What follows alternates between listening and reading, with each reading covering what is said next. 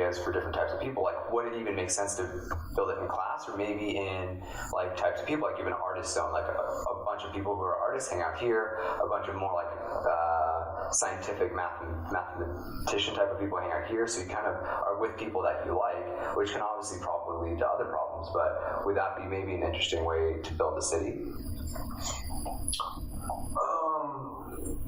Or any other ideas? Yes and no. I think so. There's going back to ideas of like planning, and some of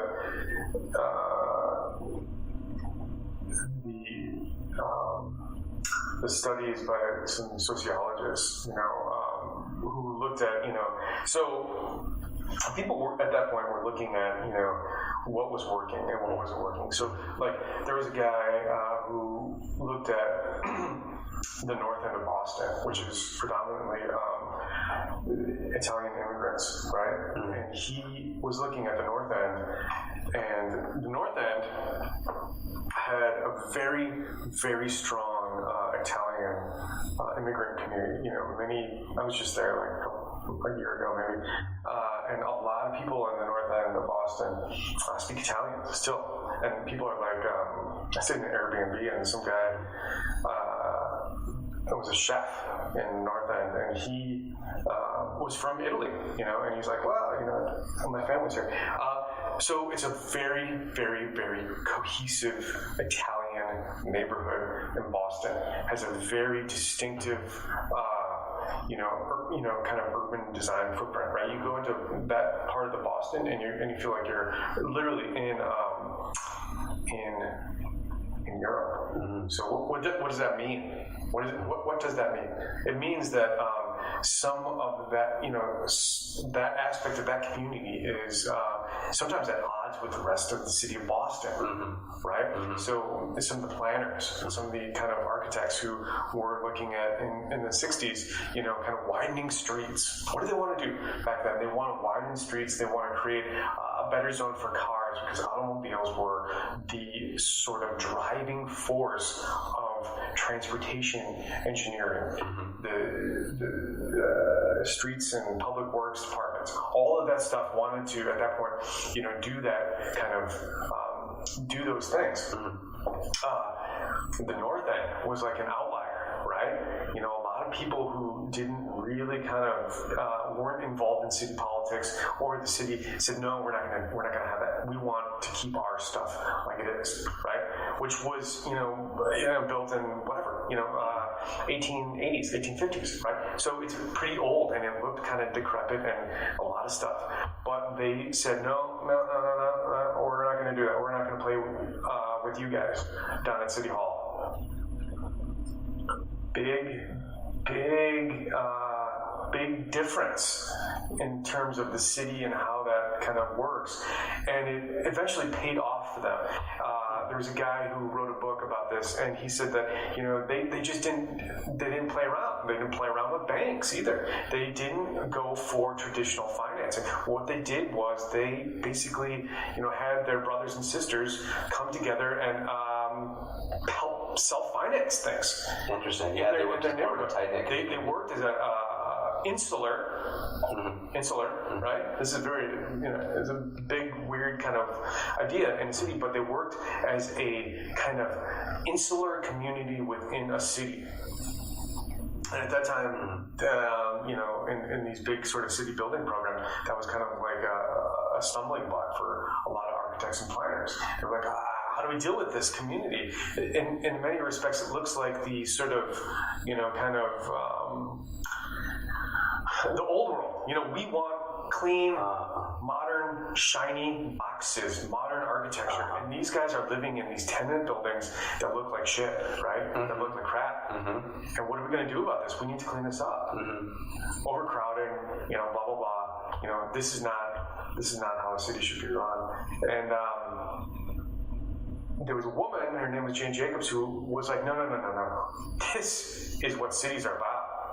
The north end, is what cities are really supposed to be like. Yeah. You guys in City Hall don't know what the fuck you're talking about. And this whole modern movement is just a bunch of shit. Interesting. You architects are all about your own egos and your own careers.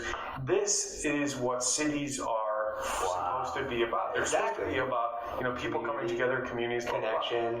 Connections.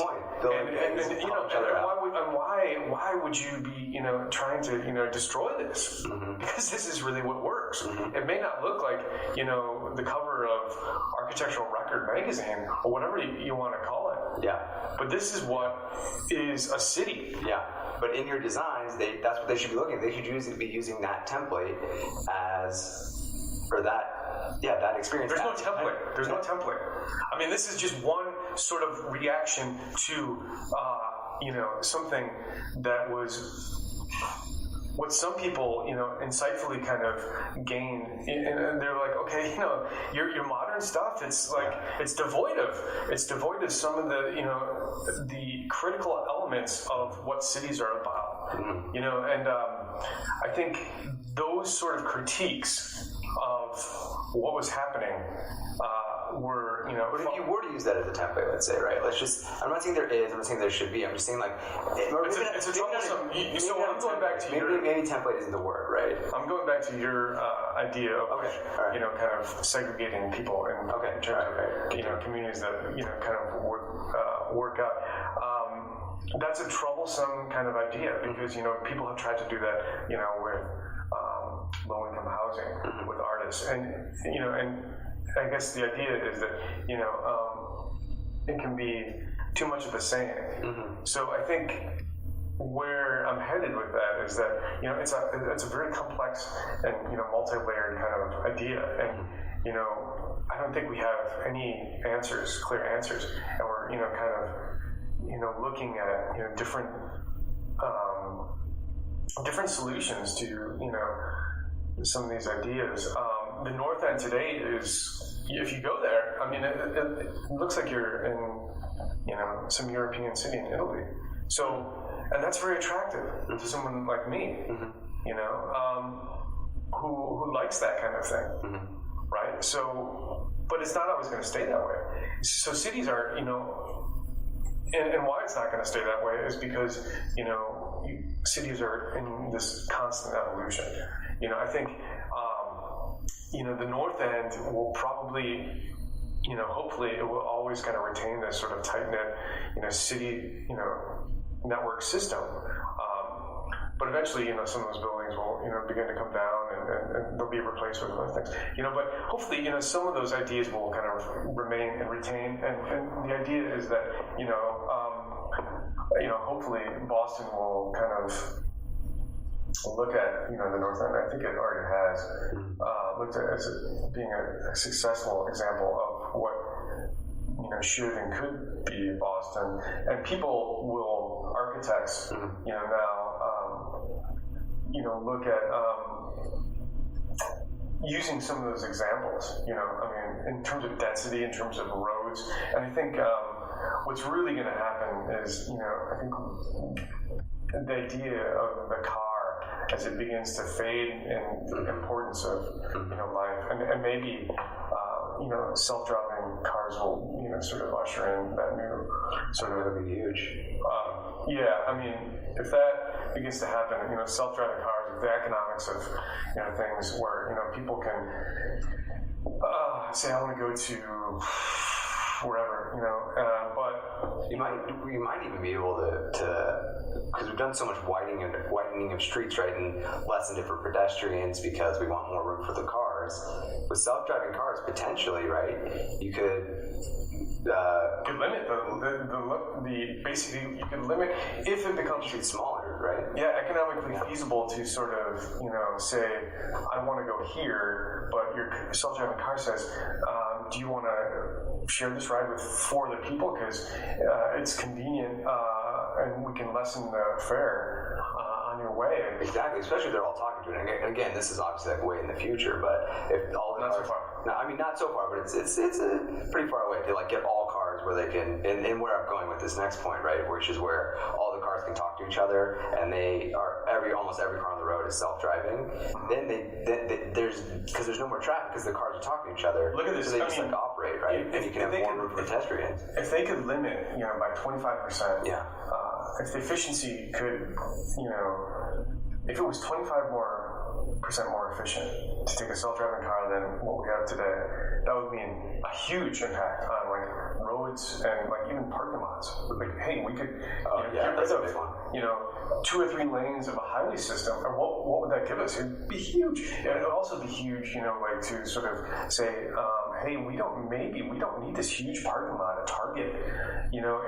If we're taking a self-driving car and to Target, and there's 2 or 3 other people that are going to Target at the same time, this thing picks up 2 people on the way, and suddenly your fare drops down to $1.50, and you go to Target or the grocery store or wherever, and you don't need this huge parking lot. What does that mean? It means that people could develop in those parking lots, and that real estate suddenly becomes something valuable. And let's say we're building the city from the ground up, right? There might not even be a need for parking lots at all, right? If you build the city with the idea of every car is self-driving. So again, what does that mean? Yeah. It means that people can suddenly now live in these tight, compact cities, but there's going to have to be a normative shift. People have got to understand that normatively, that's a good thing. And I'm not. I don't know when that's going to happen. In America, that's going to be a major sort of existential question that people have to sort of ask themselves. Is how do I even, want to see other people? I was just in Paris, France, maybe a month ago. Yeah. And I, took the metro and the subway and, every day and, just sort of fell into a different sort of idea, So my thinking is that, the socialization that happens by seeing, other people on a random daily basis is what, humans crave. I think people, naturally look to live in cities to be with other people. If you can't see them on a daily basis, continually, on a random daily basis through a subway or a metro or walking down the street, that's not happening. And it's not happening when you're driving through a car, because all you're seeing is private owned property moving around. Right. You're seeing other cars driving on the street, and that's all you see. And that just doesn't happen. And this idea of socialization is such an important part of being sort of human. And I think that's something that I think that is being human, is connection, right? Yeah, and I think that's why we build these cities, is for other people. We're built and design all this stuff for people. That's the reason it's here. That's the reason we continue to innovate and grow, is to make things better for ourselves and for the people that we are around. Right? So convincing people that that's a good thing is not going to be something that's comes easy, though, right? Because people. The majority of Americans, I think the American dream consists of, a single family detached house. Right. With, apart from other people. Right. So I think, that idea is going to have to shift. And I don't know how that's going to shift, because, and maybe it's technology. I think people in America are the one thing that Americans sort of bow down to and worship nothing else is this god of technology. That's what runs our country, and we're sort of permanently affixed to this sort of the stream of technology, which is sort of the overriding, kind of, that's what kind of drives us. It's not our art. It's not technology. It's not literature. Or it is technology. It's not science. It's technology and how these things are kind of dominating like our behavior. And I think that as I don't know if there's anything wrong with like it being technology, but I think the scary part, which you're alluding to, is that it's technology for the sake of technology. It's technology, and not necessarily